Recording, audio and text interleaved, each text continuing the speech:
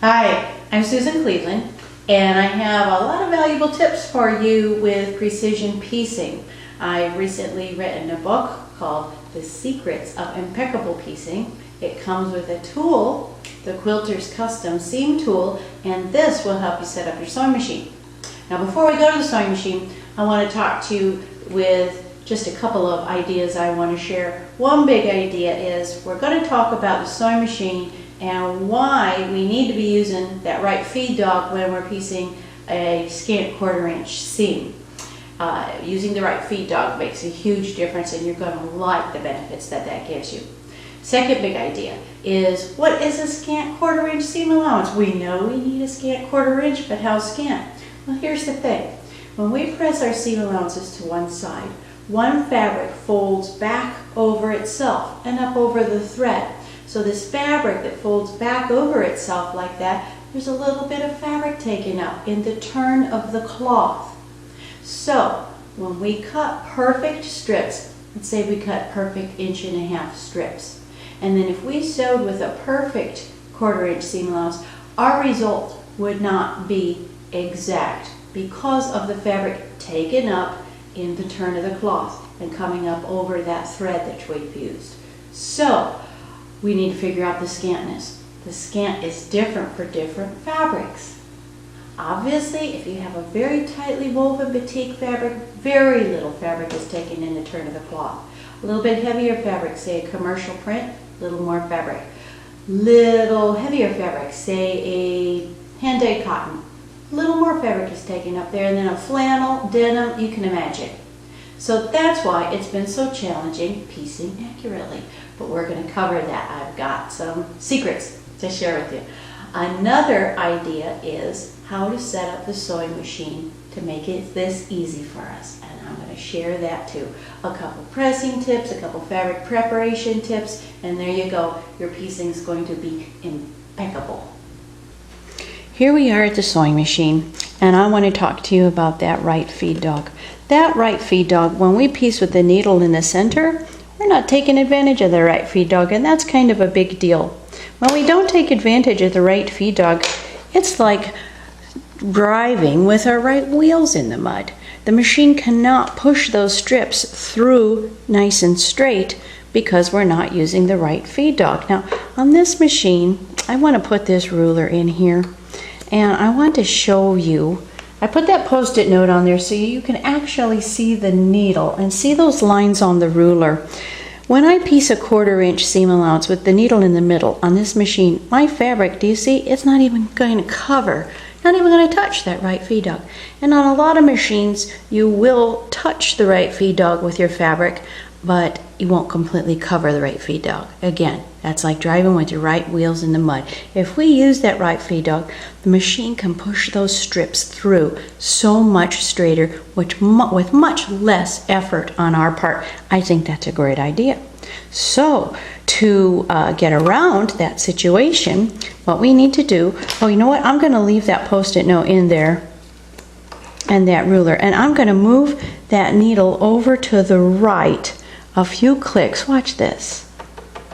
And nearly all machines can do this. It doesn't have to go all the way over to the right, but just somewhere to the right. Okay, now if I measure from that needle 1/4 inch, look, I will be totally covering that right feed dog. So I am going to show you now how to set up the machine to piece the scant 1/4 inch with this.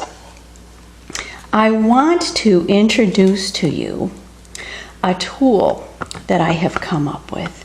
It's called the Quilter's Custom Seam Tool. You see there are 3 holes, A, B, C. Each one offers a slightly different scant 1/4 inch seam allowance. Because as I mentioned in the intro, the thickness of your fabric, the thickness of your thread, that dictates how scant your scant 1/4 inch needs to be.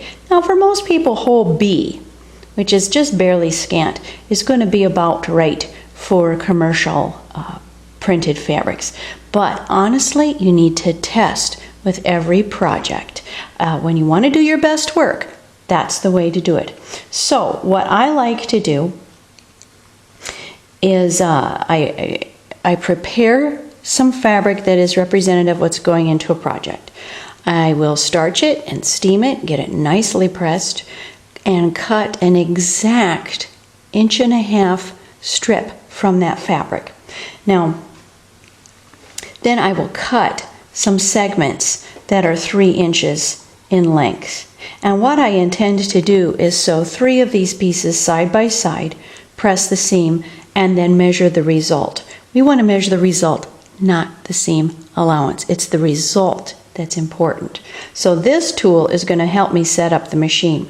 I am going to begin by using hole B. So I will put this under the presser foot. If you need to snap the presser foot off to do this, then by all means go ahead and do that. I'm lowering my needle into hole B because I know that for this fabric that's going to be a pretty good choice. Now I'm using some lines here on the needle plate and so on to make sure that the tool is nice and straight. The holes in this tool are tapered. They're funneled down, and so that you can get the needle into the hole, and the hole at the bottom is very tiny so the tool doesn't wobble and it'll give you an accurate placement every time.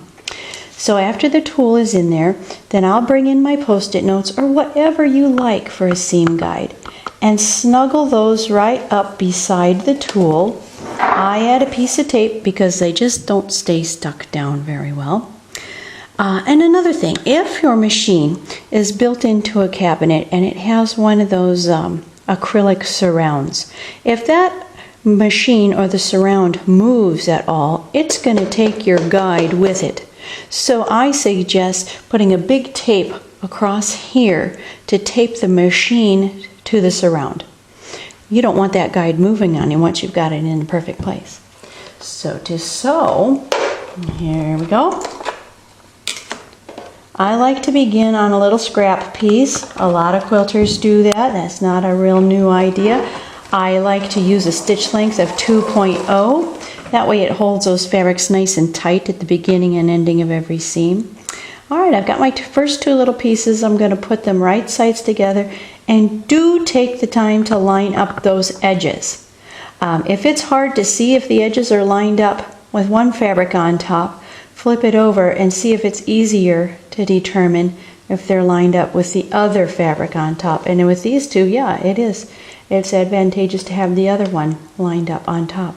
Now I like to stop with my needle down, and then I raise the foot. When the needle's down, the feed dogs are down. And so then I can put this pair of strips right up to the needle. And so then when the feed dogs come up, the toe of the machine is not going to knock things out of alignment. So when I chain piece, I set up my machine to stop with the needle down. And on some machines you can program it so that it stops with the foot up as well. I'm just not going to take the time to do that just now. And then I put my little scrap in there to finish that. Alright, now rather than add the 3rd piece right here and now, I'm going to press and then add the 3rd piece. So let's go over to the pressing board. Here are the 2 little segments I have pieced together with my scant 1/4 inch seam allowance. I'm doing my test. Now after you've sewn a seam, you want to just press down on it with the iron. Let the heat of the iron do the work. Don't be sawing back and forth on it. You can distort those strips that we're being so careful with. This pressing surface that I'm using is called a Steady Betty. It's a little foam, and it clings to the fabric so that when you're pressing the way quilters press, the strips don't slide away from you. They cling onto this board, and so when you press really long strip sets, it keeps them nice and straight and everything because it doesn't slide on the pressing board. It's a neat product. So I'm going to set that seam and then let the side of my iron knock over that top piece. When you lay the segment, the sewn segment, on your ironing board, lay it down with the seam away from you and the fabric that you want to press toward on top. Now when you're doing this, I'm not sawing on this. I'm lifting up on the iron when I'm pressing that top piece over. You want to make sure when you're pressing that you don't get any pouty lips on here. Now this is pretty hot for me to feel it with my finger right now. But when it's cooled a little bit, you want to make sure there aren't any little flaps, no pouty lips with our piecing, because then all our accurate cutting and all our accurate sewing is for naught. So I would add another strip over here, press it, and I would have this. Now, here's the big test. I want to measure the width of this. These were 1.5 inch strips, so this would finish an inch, finish an inch, finish an inch.